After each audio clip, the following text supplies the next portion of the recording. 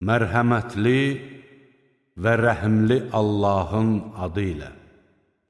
Talut qoşunla birlikdə döyüşə yola düşdükdə əskərlərinə dedi: Allah sizi bir çayla imtihan edəcək. Kim ondan içsə, məndən deyildir. Bir ovuc götürən istisna olmaqla, kim ondan dadmasa, o məndəndir. Onların az bir qismi istisna olmaqla, hamısı ondan su içdilər. Talut onunla olan möminlərlə birlikdə çayı keçdikdən sonra bəziləri dedilər: Bugün bizim Caluta və onun qoşununa gücümüz çatmayacaq.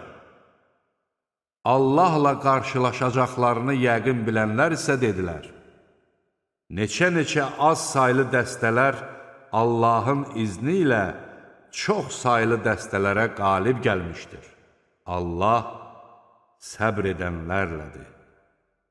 Onlar Calutun və onun qoşununun qarşısına çıxdıqda dedilər: Ey Rəbbimiz, bizə səbr ver, qədəmlərimizi möhkəmlət və kafir qövmə qələbə çalmaqda bizə yardım et.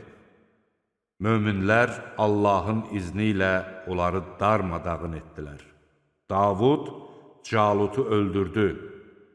Allah ona hökmranlıq və hikmət verdi. Ona istədiyini öyrətdi. Əgər Allah insanların bəzilərini digərləri ilə dəf etməsəydi, yeryüzü fəsada uğrayardı. Lakin Allah aləmlərə qarşı lütfkardır.